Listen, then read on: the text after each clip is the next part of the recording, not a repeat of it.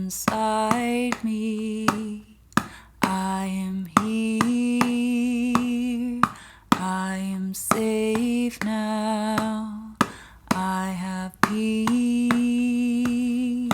It's inside me.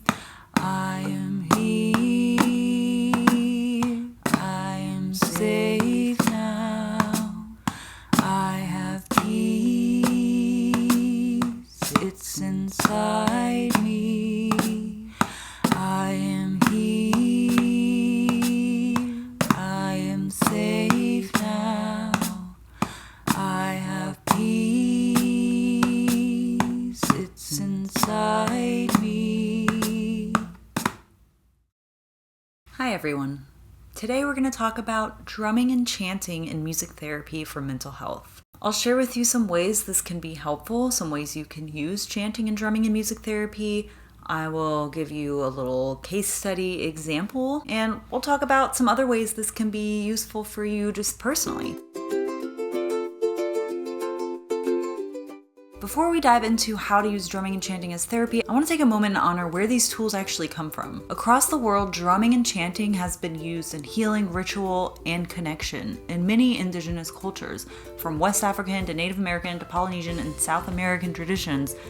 Drumming is used to mark transitions, process grief, celebrate life, and connect with spirit and ancestors. Chanting as well has long been used for focus, spiritual connection, and healing. Hindu mantras, Gregorian chants, throat singing, these practices typically weren't created for performance. They were ways to regulate breath, shift consciousness, and access deeper parts of the self. In many of these traditions, rhythm isn't just a sound, it's a life force, a bridge between body, community, and spirit. As it turns out, science backs this up as well. When we drum or chant rhythmically, especially with others, a few things are happening in our brains and our bodies. There's a neurochemical release.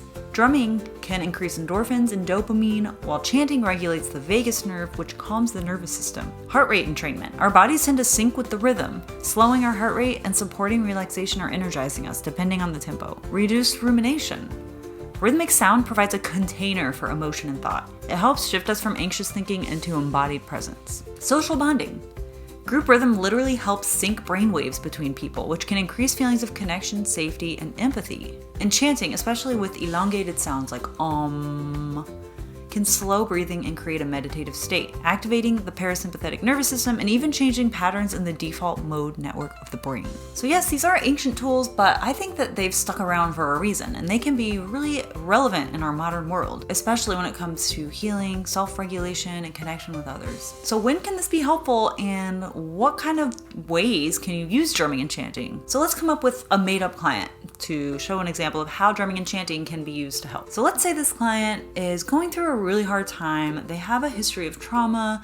They often feel disconnected from their body. They feel like they're maybe in survival mode a lot of the time. It's hard to get in touch with their intuition and their own values and what they think is important for them. In this context, I might use drumming and chanting as a way to reconnect them with their body and their voice, and also as a way to connect with their emotion. They might say things like, I know logically I shouldn't feel like this, or I know that that's an extreme reaction that I had, but I still feel this body reaction. I think drumming and singing and chanting can be a really good way to connect with the emotional part of ourselves. So that chant that I played for you at the beginning of this video is something I might use with her. I am here, I am safe now, I have peace, it is within me. And these are all things she might say like, I know I'm safe now, but my body doesn't feel safe. But if we're chanting it and we're repeating it and we have that repetition and the musical element, it can help the emotional pathways open up, the heart open up. Just kind of like meditating on that mantra can be really powerful. It can start to plant the emotional seed a little bit of that and help us actually feel safe and grounded. Let's talk about some tips for creating a chant and how to decide what kind of things to put into your drumming and into your chants. First, maybe revisiting past themes. What's something that continuously comes up